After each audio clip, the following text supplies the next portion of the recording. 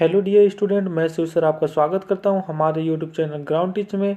आज हम छत्तीसगढ़ माध्यमिक शिक्षा मंडल रायपुर के कक्षा 12वीं विषय हिंदी असाइनमेंट नंबर 4 अर्थात मंथ नवंबर को कम्प्लीटली सॉल्व करेंगे। आपने अभी तक हमारे चैनल को सब्सक्राइब नहीं किया तो जल्द से सब्सक्राइब कर दीजिए और 10th एंड 12th के बच्चों को जरूर यह वीडियो शेयर करें। साथ ही यह चैनल आपके लिए इसलिए भी इम्पोर्टेंट है क्योंकि जैसे असाइनमेंट समाप्त होगा आपको कंपटीशन फाइट के लिए भी तैयारी कराया जाएगा। साथ में केमिस्ट्री का एक बेस्ट क्लास दिया जाएगा, 11th-12th के लिए परफेक्ट क्लास दिया जाएगा। चलिए आगे बढ़ते हैं और स्टार्ट करते हैं आज का असाइनमेंट। तो प्रश्न 1 में आपसे पूछा गया है, निम्नलिखित अपठित गद्यांश को पढ़कर पूछे गए प्रश्नों के उत्तर लिखना है आपको। तो इस गद्यांश को आप आराम से बारीकी से पढ़िए, क्या पूछा गया है, इसमें क्या दिया गया है। पूरा पढ़ने के बाद नीचे दिए हुए प्रश्नों के आपको उत्तर लिखने हैं। जहाँ पे आपके कितने प्रश्न दिए गए हैं, 7 प्रश्न दिए गए हैं। प्रत्येक प्रश्न क्रमशः 2 अंक के हैं और टोटल आपके 6 दूनी 12 नंबर के आपका क्वेश्चन पूछा गया है। 7 क्वेश्चन है पर क्रमशः 2 नंबर के इक्वल टू देकर के आपको 12 नंबर का क्वेश्चन पूछा गया है।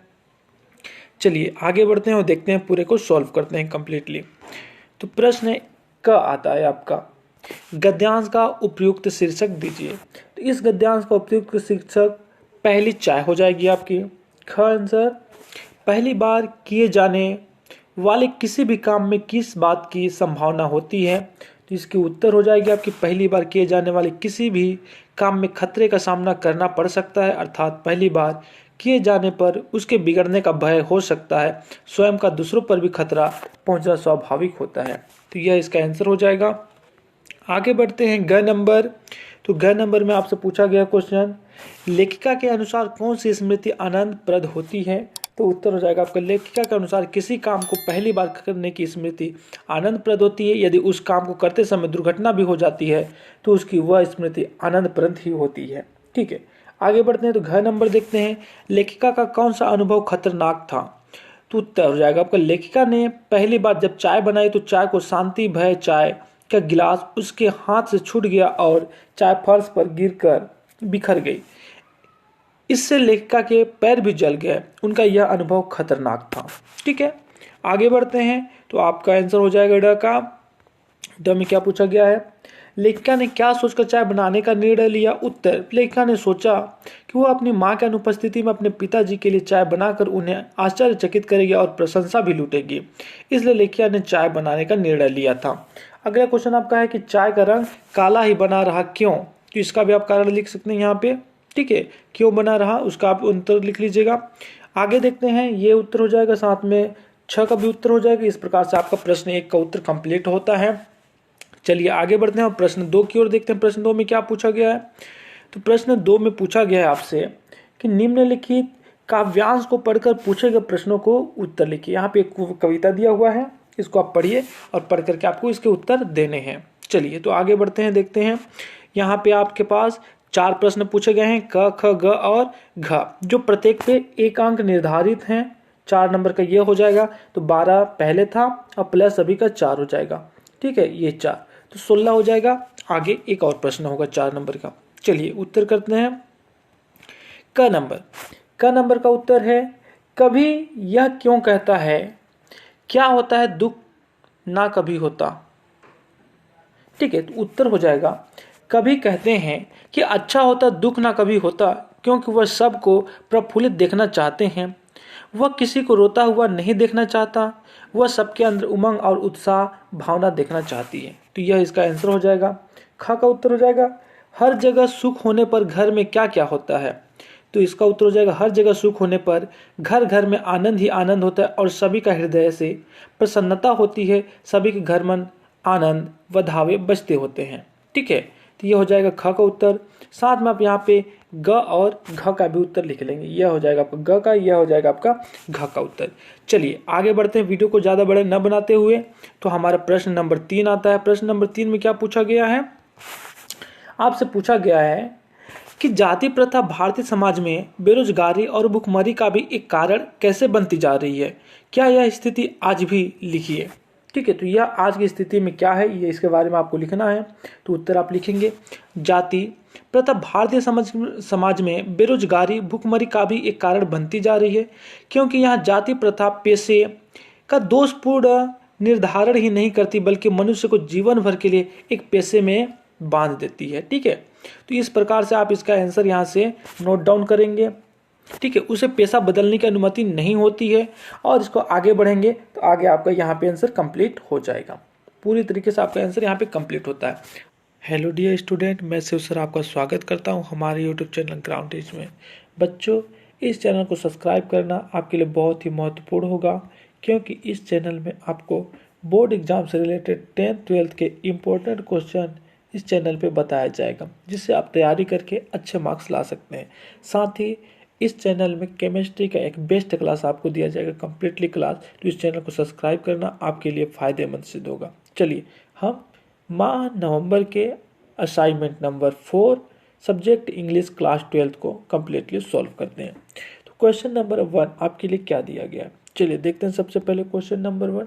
क्वेश्चन नंबर 1 पूछा गया आपसे, why was the crofter so talkative and friendly with the peddler. इसका आप आंसर नोट डाउन कर लेंगे। The old crofted lead a lonely life without wife and kids saw when the peddler knocked his door at the middle of the night. He was happy to welcome him inside the cottage. इस प्रकार से आप video को pause करेंगे और आराम से answer को नोट डाउन करेंगे ताकि आपको एक अच्छा नंबर मिल सके। चलिए आगे बढ़ते हैं तो क्वेश्चन नंबर 2 की ओर। क्वेश्चन नंबर 2 में आपसे क्या पूछा गया है कि what made the peddler accept Edla Williamson invitation. ठीक है, इसके बारे में आपको यहाँ पे आंसर दिया हुआ है, आप इसे नोट डाउन कर लेंगे। आगे बढ़ाते हैं, यहाँ पे इसका कंप्लीट आंसर आपको मिल जाएगा। यहाँ से आप पूरी तरीके से नोट डाउन कर लेंगे वीडियो को पॉज करके।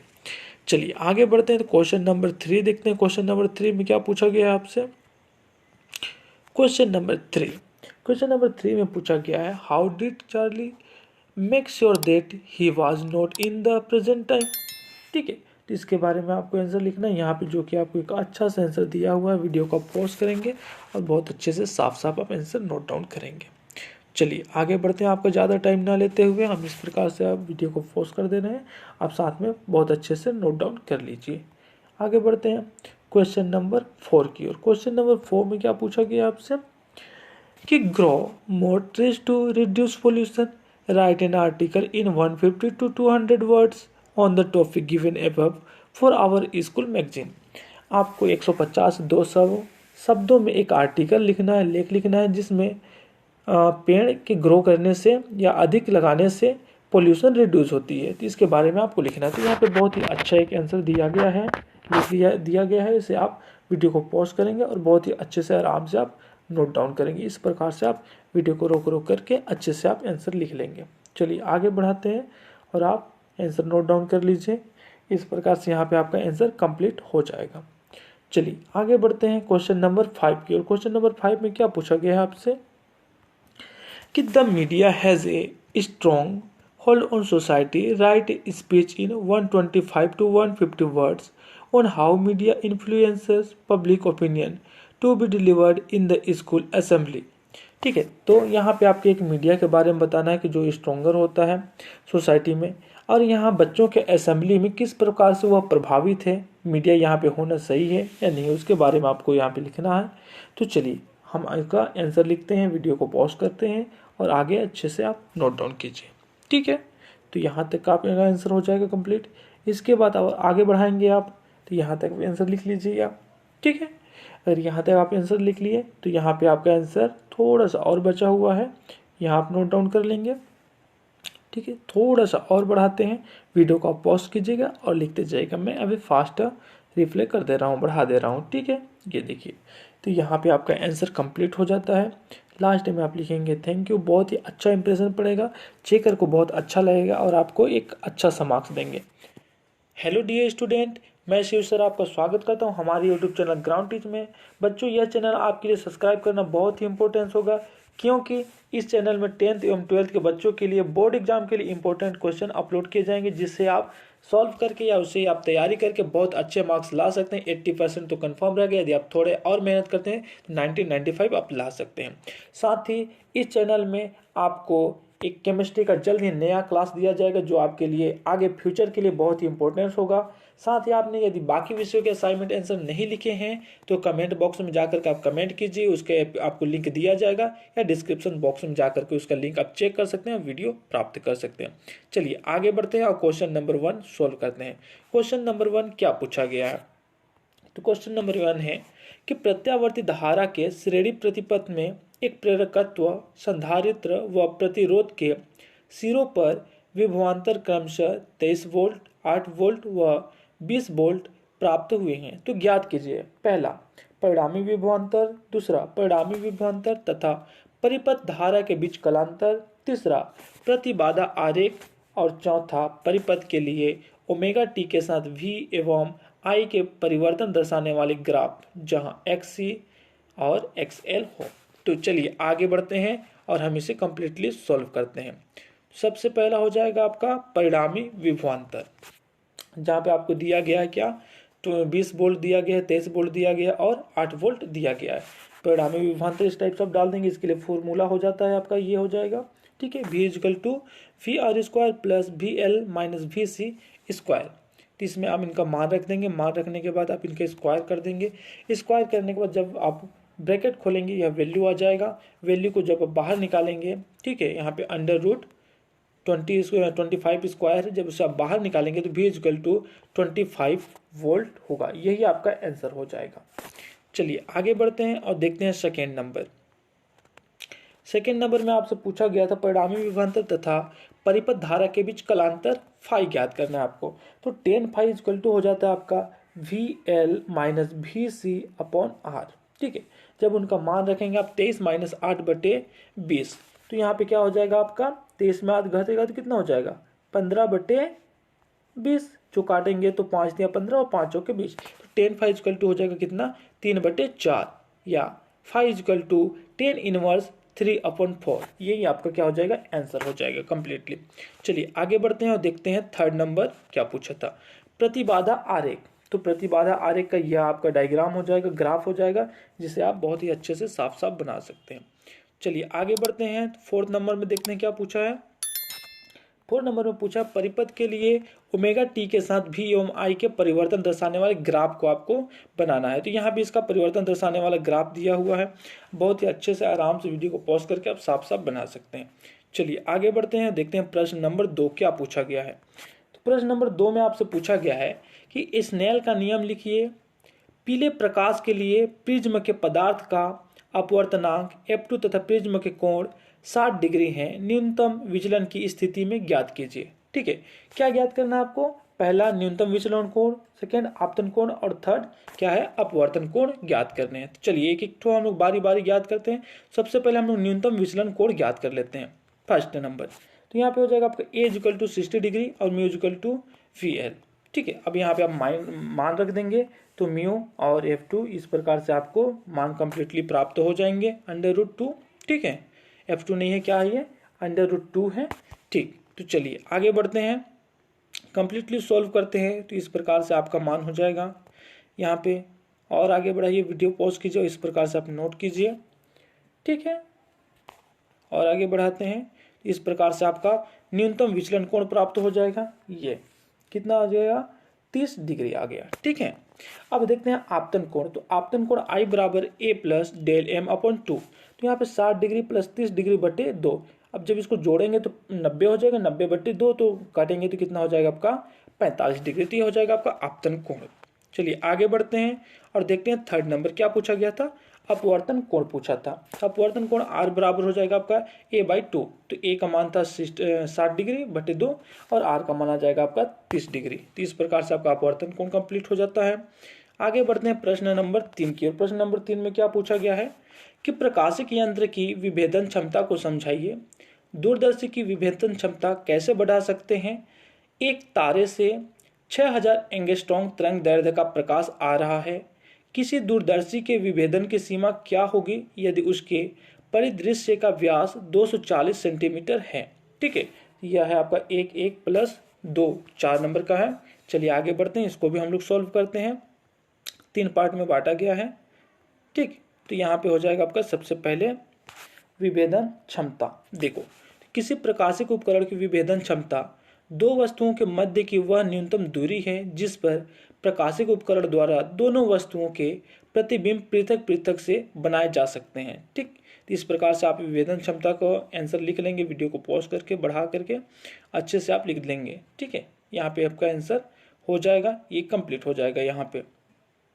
ठीक है, इस प्रकार से अब हम आगे बढ़ते हैं तो प्रश्न क्रमांक 4 की ओर। प्रश्न क्रमांक 4 में क्या पूछा गया है? प्रश्न क्रमांक 4 में ए में पूछा गया है कि मानव चिकित्सा में प्रयुक्त होने वाले दो विद्युत चुंबकीय तरंगों के नाम लिखिए। इन दोनों तरंगों में से किसकी आवृत्ति अधिक होती है यह भी बताना है आपको। और बी नंबर पे बताना है कि निम्नलिखित तरंग दैर्ध्य विद्युत चुंबकीय वर्णक्रम के किन क्षेत्रों में पड़ती है। ठीक, फर्स्ट है 1 माइक्रोन, सेकेंड है 6563 एंगस्ट्रॉम और थर्ड है 820 एंगस्ट्रॉम और फोर्थ है क्या 1 एंगस्ट्रॉम। ठीक है, तो चलिए इसको कंप्लीटली सॉल्व करते हैं और आंसर लिखते हैं। तो यहाँ पे आपका आंसर हो जाएगा 4 का। फर्स्ट, रेडियो तरंगे चुंबकीय क्षेत्र के साथ एमआरआई स्कैन में होते हैं यूज। ठीक है, दूसरा हो जाएगा आपका एक्सरे शरीर के आंतरिक अंगों के चित्र लेने के लिए होते हैं और एक्सरे का जो एंगस्ट्रॉम है आपका हर्ट्ज है या तीव्रता है वह 10⁻16 हर्ट्ज से 10⁻20 हर्ट्ज तक होती है। तो इस प्रकार आगे बढ़ते हैं हम लोग प्रश्न क्रमांक 4 का ब की ओर। ठीक है, तो यह हो जाएगा आपका ब का उत्तर। फर्स्ट का जब 1 माइक्रोन होगा तो अवरक्त तरंगे होंगे, जब 6563 एंगस्ट्रॉम होंगे तो दृश्य तरंगे होंगे। ठीक है, थर्ड 820 एंगस्ट्रॉम होगा तो परावैगनी तरंगे और जब 1 एंगस्ट्रॉम होगा तो तरंगे होंगे। तो इस प्रकार से आपका बी का आंसर भी कंप्लीट हो जाता है। आगे बढ़ते हैं प्रश्न क्रमांक 5 की ओर। प्रश्न क्रमांक 5 में आपसे पूछा गया है कि निम्नलिखित बिंदुओं के आधार पर ट्रांसफार्मर की व्याख्या कीजिए। पहला है आपका नामांकित रेखा चित्र, दूसरा कार्य सिद्धांत और तीसरा परिणमन अनुपात का सूत्र आपको बताना है। चलिए आगे बढ़ते हैं और एक एक को हम लोग बारीकी से नोट करते हैं। तो ये रहा आपका सबसे पहले पूछा गया है क्या, ट्रांसफार्मर का रेखा चित्र। ठीक है, ये ट्रांसफार्मर का रेखा चित्र है। ट्रांसफार्मर का रेखा चित्र यहाँ पे आ पाना थोड़ा सा संभव नहीं हो पा रहा है। ठीक है, तो यहाँ से एक पृथक मैं डायग्राम लास्ट में देता हूँ जिसे आप उसे बना लेंगे। ठीक है, ट्रांसफार्मर के लिए आपके बुक में दिया हुआ है डायग्राम, यदि उसे आप नहीं बना पाते हैं या इस डायग्राम से आप नहीं बना पाते हैं तो पृथक एक डायग्राम मैं देता हूँ लास्ट में, वहाँ से आप बना लेंगे। ये हो जाएगा आपका ट्रांसफार्मर का डायग्राम। साथ ही आगे बढ़ते हैं तो यहाँ पे हो जाएगा सेकेंड नंबर पे इसका कार्य सिद्धांत हो जाएगा, जिसे आप कार्य सिद्धांत इस प्रकार से नोट कर सकते हैं। वीडियो को पॉज करके नोट कर लीजिए। आगे बढ़ते हैं तो ये इसका फॉर्मूला हो जाएगा। ठीक है, अब फॉर्मूले पे जब मान रखेंगे तो इस प्रकार से इसके वैल्यू प्राप्त हो जाएंगे, इसे आप नोट कर लेंगे। ठीक, यदि यहाँ तक आप नोट कर लिए तो आगे बढ़ते हैं और ये लास्ट के जो वैल्यू बचे हुए थे इसे भी आप नोट कर लेंगे, ये कंप्लीट हो जाएगा। और थर्ड पॉइंट पूछा गया था आपसे, क्या पूछा गया था कि परिणमन अनुपात का सूत्र। ठीक है, परिणमन अनुपात का सूत्र क्या होता है यह आपसे पूछा गया था। तो परिणमन अनुपात का सूत्र लिख लेंगे, ये ट्रांसफार्मर का सूत्र कहलाता है और ये परिणमन अनुपात का सूत्र कहलाता है जहाँ पे आर को मानते हैं। तो इस प्रकार से आपका आंसर कंप्लीट होता है। आपको लास्ट ट्रांसफार्मर का इस प्रकार आप ट्रांसफार्मर का डायग्राम बना लेंगे। यहाँ पे वीडियो पॉज करेंगे आराम से, अच्छा सा एक कुंडित बना लेंगे। ठीक है, पटलित लॉक रोड और इस प्रकार से आगे बढ़ाएंगे तो इस प्रकार से घुमावदार होते हैं आपका ट्रांसफार्मर। यहाँ पे आपका ट्रांसफार्मर का डायग्राम हो जाएगा, इस प्रकार से आप रोक करके बना लेंगे। यहाँ पे आपका ट्रांसफार्मर का डायग्राम कंप्लीट हो जाता है। थैंक यू यहाँ तक वीडियो को देखने के लिए। हेलो डियर स्टूडेंट, मैं शिव सर आपका स्वागत करता हूँ हमारे यूट्यूब चैनल ग्राउंड टीच में। बच्चों, यह चैनल आपको सब्सक्राइब करना बहुत ही महत्वपूर्ण होगा क्योंकि इस चैनल के द्वारा आपको बोर्ड एग्जाम के लिए important question 10th and 12th का दिया जाएगा। साथ ही इस चैनल में केमिस्ट्री का बहुत ही इम्पोर्टेंट क्लास शुरू किया जाने वाला है, तो यह चैनल आपके लिए बहुत ही महत्वपूर्ण होगा। साथ यदि आपने दूसरे सब्जेक्ट के यदि असाइनमेंट आंसर अभी तक नहीं लिखे हैं तो हमारे चैनल पे चले जाइए, प्लेलिस्ट पे चले जाइए, वहाँ आपको पूरे के आंसर मिल जाएंगे। धन्यवाद। चलिए आगे बढ़ते हैं और देखते हैं क्या क्या प्रश्न पूछा गया है। तो प्रश्न नंबर 1 आपसे पूछा गया है, 5 नंबर का प्रश्न है टोटल। ठीक है, इसमें 3 खंड में पूछा गया है अ, ब और स। अ है संक्रमण तत्व कण एंथैल्पी के उच्च मान क्यों दर्शाते हैं। ठीक है, तो चलिए हम लोग देखते हैं कि क्या है इसका आंसर। यहाँ आप नीचे आ जाएंगे, यहाँ से आपका आंसर स्टार्ट हो जाता है। ठीक, फर्स्ट का है कण एंथैल्पी। ठीक है, तो संक्रमण धातुओं की कण एंथैल्पी का मान उच्च होता है क्योंकि इनमें अंतरा परमाणुक बंध बनने में ns इलेक्ट्रॉन के साथ साथ n-1d कक्षकों के इलेक्ट्रॉन भी भाग लेते हैं। अतः अयुग्मित इलेक्ट्रॉनों की संख्या अधिक हो जाती है जिससे बनने वाला बंध प्रबल होता है। तो ये आपका अ का उत्तर हो जाएगा। फिर आपका आता है ब नंबर। ब नंबर में आपसे पूछा है कि पी ब्लॉक के तत्वों की तुलना में संक्रमण तत्वों की परिवर्ती ऑक्सीकरण अवस्था किस प्रकार भिन्न होती है। ठीक है, तो इसका आंसर हो जाएगा संक्रमण तत्वों के ऑक्सीकरण अवस्था में परिवर्तनशीलता n-1d ऑर्बिटल और ns ऑर्बिटल की भागीदारी के कारण होती है, जबकि p ब्लॉक के तत्वों में केवल ns व np ऑर्बिटल ही भागीदारी होती है। तो ये आपका पहला कारण हो जाएगा। यदि आप और भी अच्छा अपना आंसर बनाना चाहते हो तो सेकेंड कारण भी लिख सकते हैं आप। ठीक है, एक पर्याप्त है, आप अपने अनुसार से लिख सकते हैं। चलिए आगे बढ़ते हैं और देखते हैं प्रश्न क्रमांक 1 का स का उत्तर। सब में क्या पूछा गया आपसे कि क्रोमियम 3+ क्रोमियम 2+ की तुलना में मैग्नीज Mn3+ व Mn2+ युग्मक के लिए E0 का मान उच्च धनात्मक होता है। क्यों। ठीक है, क्योंकि आधे भरे हुए D5 विन्यास के कारण Mn2+ Mn3+ से अधिक स्थिर है, जबकि Cr2+ आधे भरे हुए कक्षक के एक इलेक्ट्रॉन खोने के बाद अस्थिर हो जाता है। यही इसका कारण है। बहुत बड़ा आंसर नहीं लिखना क्योंकि 2-2 3-3 खंड में हमसे पूछा गया है, छोटा छोटा आंसर लिखना है। चलिए प्रश्न क्रमांक 2 देखते हैं। प्रश्न क्रमांक 2 में भी 2 खंड पूछा गया है।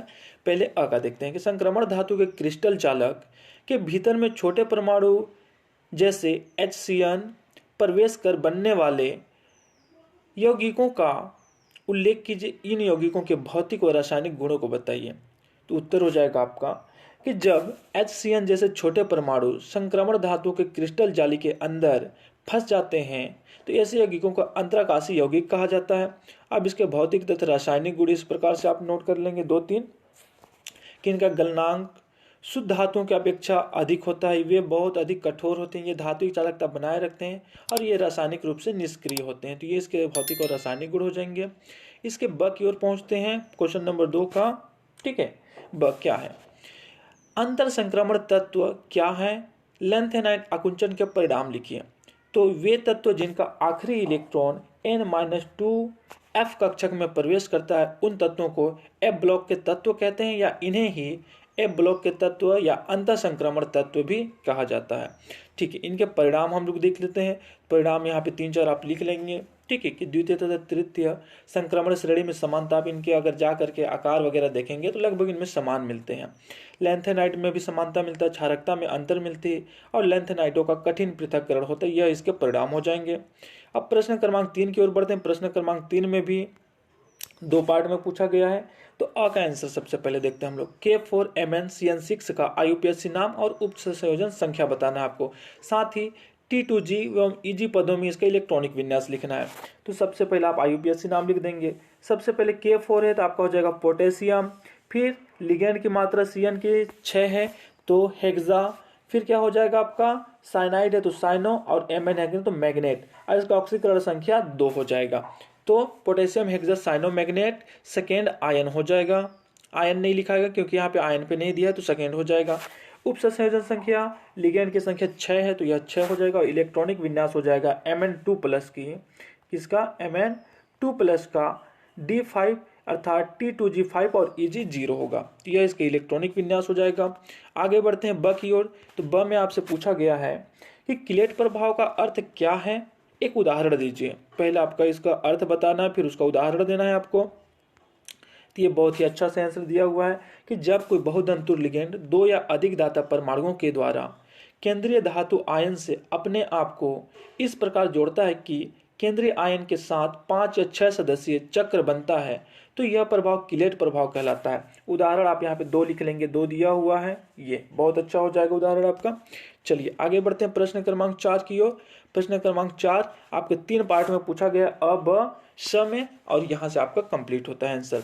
तो अ में पूछा गया ये 3 3 संकुल दिए हुए हैं, इनके संकरण पूछे हैं और चुंबकीय गुण पूछा गया है। तो सबसे पहला जो संकुल है वह D2sp3 संकरण दर्शाता है और चुंबकीय गुण उसका अनुचुंबकीय होता है, जबकि सेकेंड sp3 दर्शाता है, चुंबकीय गुण प्रतिचुंबकीय होगा, और तीसरा हो जाएगा sp3d2 संकरण और चुंबकीय गुण अनुचुंबकीय होगा। चलिए ब की ओर देखते हैं। ब में क्या पूछा गया, तो ब में पूछा कि कॉपर सल्फेट इंटू 5H2O नीला रंग का होता है, जबकि अनाद्र या निर्जल कॉपर सल्फेट सफेद होता है, क्यों? इसका आपको कारण दर्शाना है। तो ये बहुत ही अच्छा सटीक सा आंसर दिया हुआ है, आप नोट कर लेंगे कि कॉपर सल्फेट इंटू 5H2 में जल लिगेंड की तरह कार्य करता है, ठीक है, जिसके कारण यह डी ट्रांजिशन करता है और रंग प्रदर्शित करता है, जबकि निर्जल जो कॉपर सल्फेट होता है इसमें लिगेंड नहीं होता है, जिसके कारण इसका विपाटन नहीं होता और रंग भी नहीं देते हैं। चलिए आगे बढ़ते हैं। तो प्रश्न स देखते हैं। स में क्या पूछा गया है, स में पूछा है कि चतुष्फल के संकुलों का क्रिस्टल क्षेत्र में डी कक्षकों के विपाटन का आरेख आपको बनाना है, ठीक है। तो इसका आरेख यहाँ पे बनाया हुआ है। देखिए ये आरेख आप आराम से अच्छे से साफ साफ नोट कर लेंगे। यदि यहाँ पे आपको कोई दिक्कत हो रही है तो आगे एक बुक का आरेख भी मैं आगे दिया हुआ हूँ, उसे भी आप देख करके बना सकते हैं। साफ साफ बनाइए, कोई दिक्कत नहीं होनी चाहिए। तो ये देखिए ये आपका आ गया अगला। अरे जहाँ से आपको सही लगता है वहाँ से आप नोट डाउन कर लीजिए और चैनल को जरूर सब्सक्राइब कीजिए ताकि मुझे भी बनाने में अच्छा लगे वीडियो। हेलो डियर स्टूडेंट, मैं शिव सर आपका स्वागत करता हूँ हमारे यूट्यूब चैनल ग्राउंड टीच में। बच्चों यह चैनल आपको सब्सक्राइब करना बहुत ही महत्वपूर्ण सिद्ध होगा, क्योंकि इस चैनल में जैसे ही एग्जाम का टाइम पास आएगा आपको 10th एंड 12th के इम्पोर्टेंट क्वेश्चन अपलोड किया जाएगा, जिससे आप तैयारी करके एग्जाम में अच्छे मार्क्स ला सकते हैं।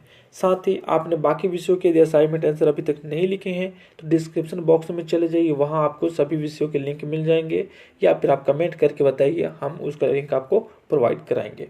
चलिए आगे बढ़ते हैं और देखते हैं जीव विज्ञान कक्षा 12वीं माह नवंबर के असाइनमेंट का आंसर। प्रश्न 1 क्या पूछा गया है, तो प्रश्न 1 में पूछा है आपसे कि संक्षेप में बताइए कितने मार्क्स के हैं, 3 मार्क्स के हैं, और कितने क्वेश्चन, 3 क्वेश्चन है। तो आपको छोटा छोटा आंसर सभी का देना है। पहला पीसीआर, दूसरे में पूछे गए 2 क्वेश्चन है प्रतिबंधन एंजाइम अर्थात रेस्ट्रिक्टेड एंजाइम, और दूसरा डीएनए, और तीसरा है काइटिनेज एंजाइम के बारे में पूछा गया है। तो चलिए सभी के आंसर लिखते हैं। सबसे पहले पीसीआर क्या होता है, तो आणविक जीव विज्ञान में पॉलीमरेज श्रृंखला अभिक्रिया अर्थात जिसको पीसीआर बोलते हैं, किसी डीएनए सेगमेंट की एकाधिक प्रतिरूप तैयार करने के लिए बहुतायत में उपयोग लाई जाने वाली एक विधि होती है। तो यह पीसीआर की हो गई बात। अब आते हैं रेस्ट्रिक्टेड एंजाइम की। तो प्रतिबंधित एंजाइम एक एंजाइम है जो प्रतिबंध साइटों के रूप में जाने वाले अणुओं के भीतर विशिष्ट पहचान साइटों पर या उसके पास डीएनए के टुकड़ों को विभाजित करने का काम करती है। तो यह क्या करता है, यदि ये डीएनए के जो खंड है इनको 2 भागों में तोड़ देती है, तोड़ने का काम करती है एंजाइम। चलिए आगे देखते हैं डीएनए का और काइटिनेज के बारे में क्या है। तो डीएनए जीवित कोशिकाओं के गुणसूत्रों में पाए जाने वाला तंतुनुमा अणु को डीऑक्सीराइबो न्यूक्लिक अम्ल या डीएनए कहते हैं। इसमें आनुवंशिक कूट निबंध रहता है, ठीक है, जो पीढ़ी दर पीढ़ी जाती है वह उसमें उपस्थित रहता है, जिसे क्रोमोसोम हम कहते हैं। अगला है काइटिनेज। इस एंजाइम का उपयोग कवक कोशिकाओं को तोड़ने के लिए करते हैं, जिसमें डीएनए के साथ एक वृहद अणु जैसे आरएनए, प्रोटीन, वसा या पॉलीसेकेराइड बाहर निकलते हैं तोड़ने के बाद। तो इन सबको तोड़ने का काम करता है यह। चलिए आगे बढ़ते हैं प्रश्न क्रमांक 2 की ओर। प्रश्न 2 देखते हैं क्या पूछा गया है। तो प्रश्न 2 में पूछा गया है क्लोनिंग के लिए ई कोलाई अर्थात इस्चेरिचिया कोलाई जीवाणु को उपयुक्त परपोषी माना जाता है, क्यों? चलिए तो इसका उत्तर देख लेते हैं कि क्लोनिंग के लिए इस्चेरिचिया कोलाई को उपयुक्त परपोषी निम्न गुणों के कारण माना जाता है। पहला है यह आसानी से रूपांतरित हो जाता है। दूसरा, इसमें कार्यशील सीमाकारी एंजाइम का अभाव होता है। तीसरा, यह पुनर्योजन डीएनए की पुनरावृत्ति में सहायक करता है। चौथा, इसके डीएनए की संरचना व अन्य जैव रासायनिक क्रियाएं पूर्णतः ज्ञात हैं। और पांचवा होता है कि इसके प्लाज्मिड व जीवाणु भोजियों को स्पष्ट रूप से अभिलक्षित किया जा चुका है। तो यह इसके कारण हो जाते हैं, इसके गुण हो जाते हैं। प्रश्न आगे की ओर बढ़ते हैं। तो प्रश्न 3 यहाँ पे आता है। प्रश्न 3 में आपसे पूछा है कि कारण बताओ। 2 प्रश्न पूछा है। पहला, बाजार से खरीदा बोतल वाला फल का रस घर में बने रस की तुलना में अधिक साफ व स्वच्छ होता है, क्यों? इसका कारण बताना है आपको। तो इसका कारण है कि बाजार से खरीदा बोतल वाला फल का रस घर में बने रस की तुलना में अधिक साफ व स्वच्छ होता है, क्योंकि बोतल बंद रस या एंजाइम पेक्टिनेज और प्रोटीज के उपयोग से स्पष्ट होता है। ये जो दो एंजाइम उसमें पाए जाते हैं वो उसको साफ करके रखते हैं, जबकि घर वाला साफ नहीं होता क्योंकि ये एंजाइम नहीं पाए जाते हैं। दूसरा क्वेश्चन, स्वीट चीज में बड़े बड़े छिद्र का पाया जाना क्या कारण है? तो स्वीट चीज में बड़े बड़े छिद्र प्रोपियोनोबैक्टीरियम सर्मनमी नामक जीवाणु द्वारा बड़ी मात्रा में CO2 के उत्पादन के कारण होता है कि बड़ा बड़ा छिद्र पाया जाता है। तो ये दोनों के कारण हो गए। आगे बढ़ते हैं प्रश्न क्रमांक 4 की ओर। प्रश्न क्रमांक 4 क्या पूछा है देखते हैं कि जैव उर्वरक किसे कहते हैं, उदाहरण सहित समझाइए। तो जैव उर्वरक का आंसर हम लोग पहले लिख देते हैं। वास्तव में जैव उर्वरक विशेष सूक्ष्म जीवों एवं किसी नमी धारक पदार्थ के मिश्रण है। विशेष सूक्ष्म जीवों की निर्धारण मात्रा को किसी नमी धारक धूलीय पदार्थ जैसे चारकोल, लिग्नाइट आदि में मिलाकर जैव उर्वरक तैयार करते हैं। यह प्रायः कल्चर के नाम से बाजार में उपलब्ध है। वास्तव में जैव उर्वरक एक प्राकृतिक उत्पाद है। देखो, जीवों के सड़ाने गलाने से, छोटे छोटे कीड़ों के विखंडन से जो खाद बनता है उसी तो हम जैव उर्वरक कहते हैं। जैसे उदाहरण हम लोग देखें इसमें, तो उदाहरण में आपका आ जाएगा माइक्रोफॉस जैव उर्वरक, दूसरा है एजोटोबैक्टर जैव उर्वरक, तीसरा राइजोबियम जैव उर्वरक। इसके उदाहरण हो जाएंगे। अब हम लोग प्रश्न 5 की ओर बढ़ते हैं, देखते हैं क्या पूछा गया। तो हम किस प्रकार कह सकते हैं कि जीवाणु हमारे मित्र हैं? यदि वह मित्र है तो हमें लाभदायक पहुंचाएंगे, हानि नहीं पहुंचाएंगे। तो किस प्रकार कर सकते हैं वह आपको यहाँ पे बताना है। तो यहाँ पे आंसर हो जाएगा लाभदायक गतिविधियां। बैक्टीरिया अत्यंत महत्वपूर्ण सूक्ष्म जीव हैं। ये वातावरण के नाइट्रोजन का स्थिरीकरण करके मृदा की उर्वरता को बढ़ाते हैं। डेयरी उद्योग में दही बनाने में काम आता है तथा इनके अनेक प्रतिजैविक भी इन्हीं में है। तो देखो, जो दलहनी प्लांट है वह हमको मिलते हैं जिसमें प्रोटीन की मात्रा होती है, तो उसको निर्माण करने में उपयोगी है। तो ये हमारे लिए फायदेमंद हुए, हमारे मित्र हुए। दूसरा, दूध को दही में बदलते हैं जिससे हम स्वादिष्ट पकवान भी खा सकते हैं, तो वहां पे भी हमारे लिए मित्र हुए। तो यहाँ पे देखो कुछ दिए गए हैं। जैसे पहला है नाइट्रोजन स्थिरीकरण।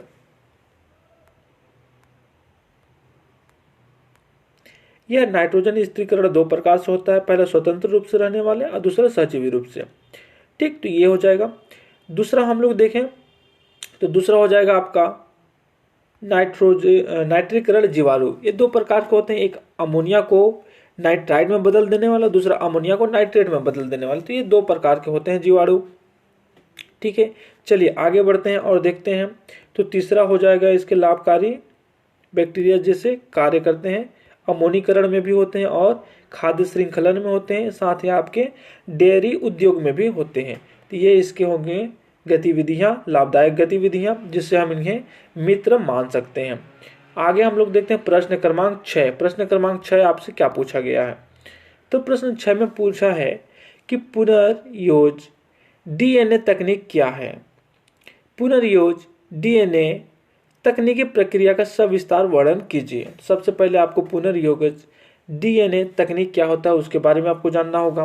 तो कृत्रिम विधियों द्वारा नियंत्रित वातावरण में किसी भी सजीव के मूल DNA या सजीव के आणविक संगठन में परिवर्तन करने की विधियों एवं प्रक्रियाओं को पुनर्योजक DNA तकनीक कहते हैं तथा इस प्रकार निर्मित DNA को पुनर्योजक DNA कहते हैं। ठीक है, तो ये हो गया इसके तकनीकी के नाम हो गया। अब ये किस प्रकार है, इसकी प्रक्रिया, उसका सविस्तार आपको वर्णन करना है। तो देखो, पुनर्योजक DNA तकनीक का विस्तृत अध्ययन करने के लिए इसे 4 चरणों में बांटा गया है। कौन कौन से 4 चरण हैं यहाँ पे आप बारीकी से देख सकते हैं। तो यहाँ पे आप वीडियो को पॉज करेंगे और बारी बारी से चारों चरण को नोट करेंगे। चलिए आगे बढ़ाते हैं। तो यहाँ पे आपके 3 और ये 4 चरण आ जाते हैं। यहाँ पे आपका आंसर कंप्लीट हो जाता है। हेलो डियर स्टूडेंट, मैं शिव सर आपका स्वागत करता हूँ हमारे यूट्यूब चैनल ग्राउंड टीच में। बच्चों, यह चैनल आपको सब्सक्राइब करना बहुत ही इंपॉर्टेंस होगा, क्योंकि इसमें जैसे ही आपका एग्जाम करीब आएगा 10th एंड 12th के दोनों की क्लास के इंपॉर्टेंट क्वेश्चन अपलोड किए जाएंगे, जिससे आप तैयारी करके बोर्ड एग्जाम में अच्छे मार्क्स ला सकते हैं। साथ ही यदि आपने अदर सब्जेक्ट का अभी तक असाइनमेंट नहीं लिखा है तो हमारे इस वीडियो के डिस्क्रिप्शन बॉक्स में चले जाइए, वहाँ पे आपको पूरे वीडियो के लिंक मिल जाएंगे और तत्काल आप अपना असाइनमेंट अच्छा बना सकते हैं। चलिए आगे बढ़ते हैं, देखते हैं प्रश्न क्रमांक 1 क्या पूछा गया है। ठीक है, तो प्रश्न 1 में आपसे पूछा है कि निम्नलिखित फलनों का x के सापेक्ष समाकलन कीजिए। यह 4 नंबर का है आपका। ठीक है, अ और ब दो पार्ट में पूछा गया है। फर्स्ट है 1/1 प्लस 10x और ब है sine inverse 2x/1 plus x square. इसको आपको x के सापेक्ष समाकलन करना है। तो चलिए आगे बढ़ते हैं और इसको सॉल्व करते हैं। तो यहाँ से आपका आंसर स्टार्ट हो जाएगा 1 का, ये रहा आपका आंसर। ठीक है, तो यहाँ पे आप आराम से वीडियो को एकदम पॉज करेंगे और अच्छे से लिखेंगे। सबसे पहले हम प्रश्न लिख लेंगे, फिर हल लिखेंगे। हल में हो जाएगा माना i समाकलन का साइन लगा देंगे, dx/1 प्लस 10x हो जाएगा। ठीक है, इसी प्रकार जब 10x का सॉल्व करेंगे तो वहाँ पे साइन x cos x हो जाएगा। चलिए इसको आगे बढ़ाएंगे, इसी तरीके से आप पूरा सॉल्व कर लेंगे। यहाँ पे मान लेंगे आप m और n का मान कर लेंगे। जब इनको यहाँ पे आप माने हैं पक्षांतर करेंगे, ठीक है, तो इस प्रकार से आपको वैल्यू प्राप्त हो जाएगा और ये प्राप्त हो जाएगा आपको। चलिए आगे बढ़ते हैं और सॉल्व करते हैं पूरी तरीके से। अब यहाँ पे आप लिख लेंगे कि साइन x कोस x के गुणांकों की तुलना करने पे, जब गुणांकों की तुलना करेंगे तो इस प्रकार के यहाँ पे वैल्यू आपको प्राप्त हो जाएंगे। ठीक है, वीडियो को पॉज करेंगे और पूरी तरीके से नोट डाउन करेंगे और आगे बढ़ाते हैं। यहाँ पे आपका ये आंसर आ जाएगा। आंसर हो जाएगा आपका i=1/2 log sin x plus cos x plus 1/2 x plus c समाकलन का आपका हो जाएगा। इस प्रकार से आंसर आपका कंप्लीट हो जाता है क्वेश्चन नंबर 1 का आ का। ठीक है, अब आगे बढ़ते हैं क्वेश्चन नंबर 1 का ब की ओर। तो ये आपका क्वेश्चन नंबर 1 का ब है।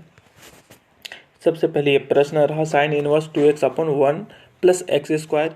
सबसे पहले इसको माना आप कर लेंगे, फिर एक ट्रायंगल बना लेंगे। ठीक है, फिर इसको इस तरीके से आप नोट डाउन कर लेंगे कि थीटा बराबर tan इनवर्स x। चलिए आगे बढ़ते हैं और पूरी तरीके से वीडियो को नोट डाउन करते हैं। यहाँ तक आप नोट डाउन कर लेंगे। यहाँ तक आप यदि नोट डाउन कर लिए, ये कट है, इसको आप ध्यान नहीं देंगे। यहाँ पे ये थोड़ा से इसको ध्यान नहीं देंगे। 1 = sec स्क्वायर थीटा d थीटा/dx होगा यहाँ पे। और आगे बढ़ते हैं, इस प्रकार से आप वैल्यू पूरा पुटअप कर लेंगे, लिख लेंगे, वीडियो को पॉज कर लेंगे। चलिए और आगे बढ़ाते हैं। तो यहाँ पे आपका आंसर कंप्लीट हो जाता है। ये हो जाएगा आपका आंसर। ठीक है, तो इस प्रकार से आप कंप्लीटली साफ साफ अपना आंसर बना सकते हैं। चलिए आगे बढ़ते हैं और प्रश्न क्रमांक 2 की ओर देखते हैं। प्रश्न 2 में क्या पूछा गया है। प्रश्न 2 में आपसे पूछा गया है निम्नलिखित समाकलनों का मान ज्ञात करना है। वहाँ पे आपको समाकलन करना था प्रश्न 1 में, यहाँ पे समाकलनों के मान ज्ञात करने। ये भी आपके 4 मार्क्स के हैं। 2 पार्ट में पूछा गया है, अ और ब। अ है आपका 0 से कहाँ तक है, π/2 तक है समाकलन है। ठीक है, इसमें साइन का घात 4x है अपॉन साइन का घात 4x plus cos 4x dx है। ये समाकलन है, इनका आपको मान ज्ञात करना है। तो चलिए सबसे पहले आप हल करेंगे। तो यहाँ पे समीकरण 1 और समीकरण 2 लिख लेंगे। इसके बाद इन समीकरण 1 और 2 से दोनों को क्या करेंगे, हम लोग जोड़ देंगे। समीकरण 1 और 2 को जोड़ देंगे। जब समीकरण 1 और 2 को जोड़ देंगे तो इस प्रकार से वैल्यू आ जाएंगे। इस वैल्यू को थोड़ा सा और आगे बढ़ाते हैं। तो यहाँ पे देखिए आपका आ जाएगा i π/4। यही आपका यहाँ पे आंसर होगा। ठीक है, आ का आंसर हो जाएगा। चलिए आगे बढ़ते हैं और ब की ओर देखते हैं। ब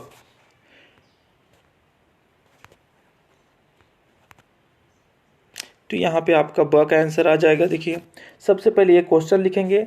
ठीक है, फिर हल में आप डालेंगे, पहले इसी चीज़ को लिखेंगे सेम, इसके बाद उसको डालेंगे समीकरण नंबर 1।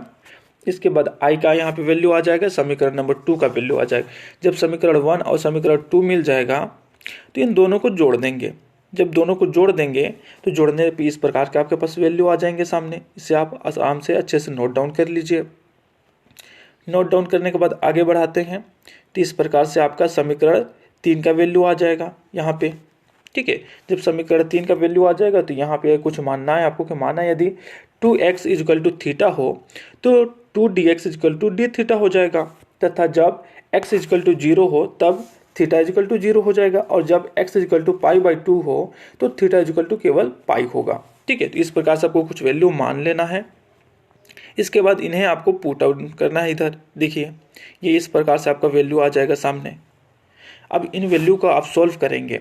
यहाँ पे ये एफ मिसप्रिंट है, थोड़ा सा गलत हो गया था, उस पर आप ध्यान नहीं देंगे, आगे का आप लिखेंगे, ठीक है। चलिए आगे बढ़ते हैं। तो यहाँ पे आपका आंसर इस प्रकार से आता जाएगा आगे। इसको पूरे समीकरण को आप नोट डाउन कर लीजिए। तो यहाँ पे आपका आंसर कंप्लीटली आ जाता है। क्या आ जाता है? I = -π/2 log 2, यही आपका आंसर होगा कंप्लीट, ठीक है। चलिए आगे बढ़ते हैं और हमारा क्वेश्चन आगे सॉल्व करते हैं। अब आता है प्रश्न नंबर 3। प्रश्न नंबर 3 में क्या पूछा है? प्रश्न 3 में पूछा है कि दीर्घवृत्त x² / 16 + y² / 9 = 1 से घिरे क्षेत्र का क्षेत्रफल समाकलन विधि द्वारा ज्ञात करना है आपको, ठीक है। समाकलन विधि द्वारा उसका क्षेत्रफल आपको ज्ञात करना है। तो चलिए उत्तर हम लोग लिखते हैं। पहले जो क्वेश्चन दिया हुआ है उसे हम लोग नोट डाउन कर लेते हैं, ठीक है। तो ये आपका क्वेश्चन नोट डाउन हो जाएगा। इसके बाद देखिए आप यहाँ पे कुछ दिख रहा होगा कि x² है बटे में 16 है, तो 16 किसका स्क्वायर होता है? तो ये 4 का स्क्वायर होता है। और यहाँ पे y² है बटे में 9 है, 9 किसका होता है? 3² का मान होता है। तो इस प्रकार से आप इसका मान रख देंगे और ये क्षेत्रफल हो जाएगा आपका, ठीक है। तो ये वैल्यू रखने के बाद इस पर आप हम सोल्व करेंगे तो इस प्रकार से आपका वैल्यू आ जाएगा यहाँ तक। y आ जाएगा, यहाँ पे आपका वैल्यू क्या आ जाएगा?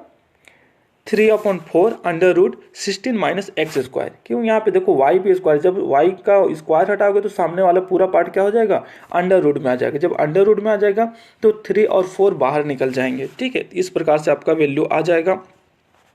यहाँ पे अब क्षेत्रफल का मान लिख लेंगे और ये लास्ट वैल्यू यहाँ पे रख लेंगे। इसके बाद आगे बढ़ते हैं। यहाँ तक वीडियो को आप पॉज करके अच्छे से साफ साफ नोट डाउन कर लेंगे, ठीक। तो यहाँ पे आपका आंसर निकल करके आ जाता है। देखिए क्षेत्रफल क्या हो जाएगा? यहाँ पे आपका 12 पाई वर्ग इकाई होता है। यह आपका आंसर हो जाएगा। आगे बढ़ते हैं प्रश्न क्रमांक 4 की ओर। तो प्रश्न क्रमांक 4 में क्या पूछा गया आपसे, देखते हैं। प्रश्न क्रमांक 4 है कि स्वेच्छ अचरों a तथा b को विलुप्त करते हुए वक्रों के कुल y = e⁻x a cos x + b sin x को निरूपित करने वाली अवकल समीकरण ज्ञात कीजिए, ठीक है। तो इसके लिए आप यह मान लेंगे, यहाँ पे ये जो कट दिख रहा है ये कट नहीं है, ये x है, x इसको आप लिखेंगे, ठीक है। इसे समीकरण 1 मान लेंगे। आगे बढ़ाएंगे तो यहाँ पे समीकरण 1 से हो जाएगा। फिर इस तरीके से आप समीकरण 2 प्राप्त कर लेंगे।